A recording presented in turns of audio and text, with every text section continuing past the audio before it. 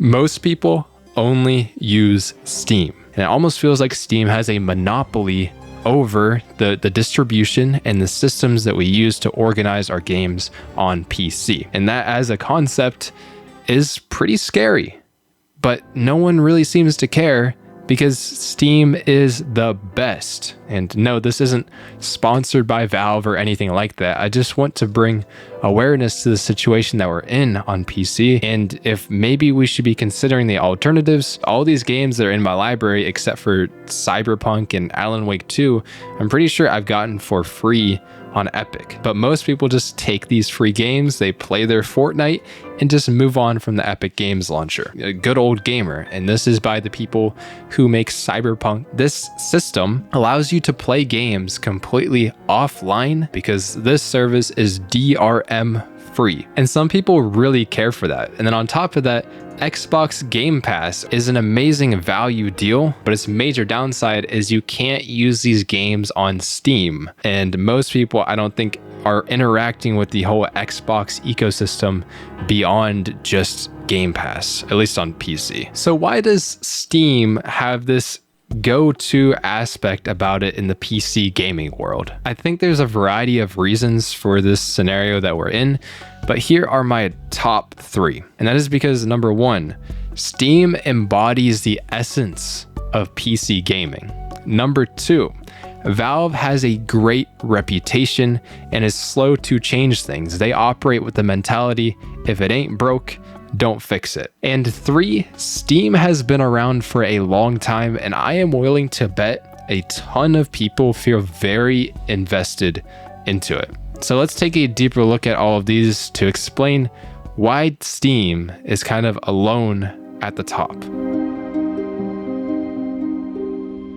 Steam is one of the first things that I bet almost everyone downloads on their new system, and that's because of the large degree of control, customizability, and community that Steam as a platform has alongside it. PCs at their core basically allow you to do anything that you want. I mean, look at this YouTube channel. You can make music, you can animate on PC, you can browse the web, talk to friends. The Five Nights at Freddy's movie is the highest grossing movie of 2023 worldwide. Alright, Fast Gang. Pull up. Whatever you really want to do, and this is very different from what like consoles offer. That is the beauty of personal computers and why Steam fits in so well. It's because you can basically do whatever you want with Steam too. You can go as deep as you want to or as shallow as you want to. Community tabs for games are great. Bro, what the fuck? This is Elden Ring. Some of these are so down bad. Even users can leave reviews on whatever game they want, and some of them are absolutely hilarious. 20,000 hours on record. I am 69 years old, and the only gaming I do is in VR. Very cool, man. Whenever you're playing a game, you can always just hit Shift Tab and your friends list is right there. It's also so easy to browse and install mods for games on Steam. The store itself is very organic and it leads credence to games like Dave the Diver doing so well because devs and publishers aren't able to pay for advertising places on Steam. It's just whatever games are popular or trending, those are the ones that get pushed to the homepage. Yeah, sometimes it does mean you go to the new and trending tab and you just get a hentai game. Whatever you want, guys, whatever you want. Then on top of that, the Steam hardware survey and the Steam player charts are really fun things to geek out about with numbers on Steam, like a lot of PC gamers are. We're kind of geeks. These also allow devs to make more educated decisions when making games. They don't always, look at this, but at least they have the option to. The list just goes on with Steam. It allows us to do so much, and it really reflects what makes PC gaming great as a whole.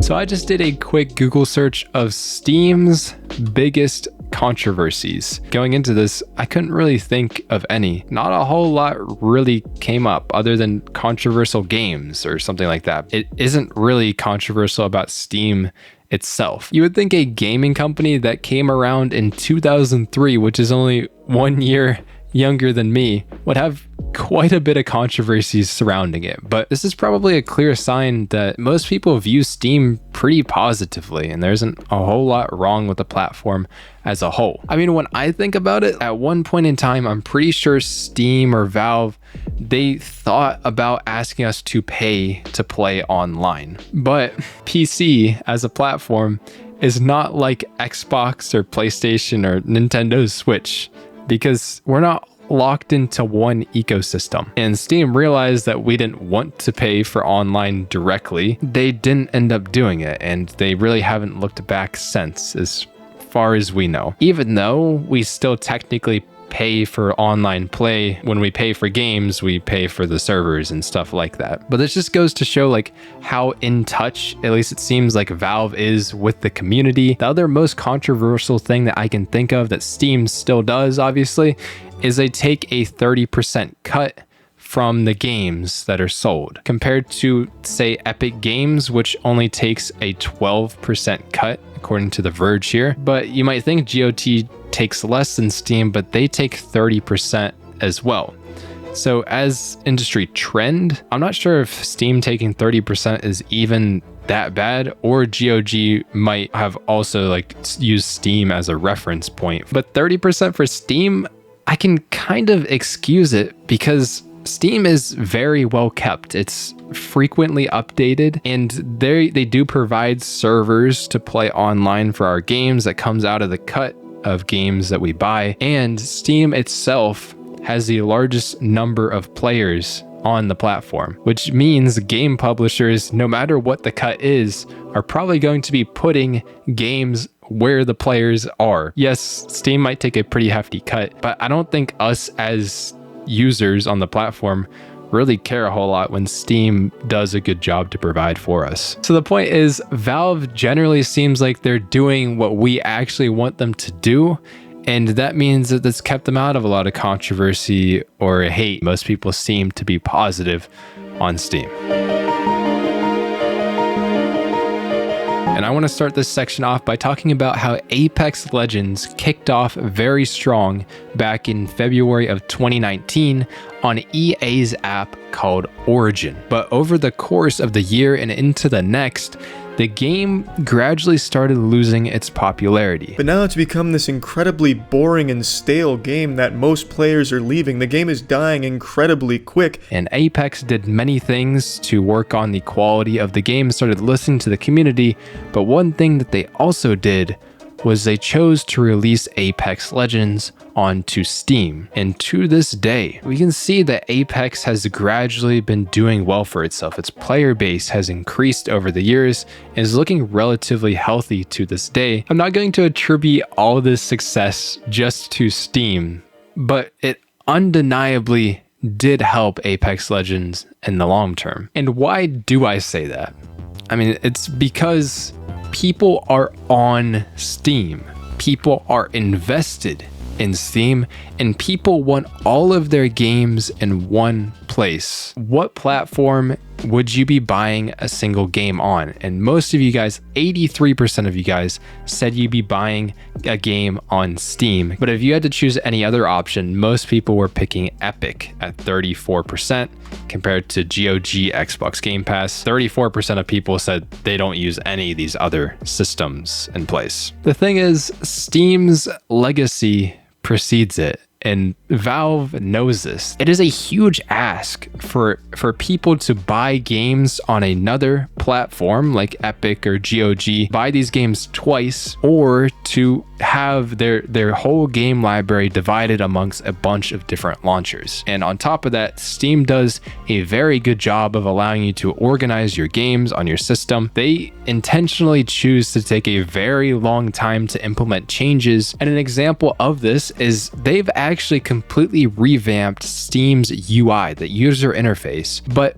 they chose to do this very slowly over the course of a year or two to ease us into the change of a new UI on Steam. Not to mention, Steam also allows you to literally level up. The more you play, the more achievements you get, the higher your Steam level will be. Some people might take pride in this, but it just doubles down on the idea that Steam wants you on their platform long term. Then Valve has even doubled down on this idea with the Steam Deck, which primarily allows people to access their precious and vast Steam library wherever they go.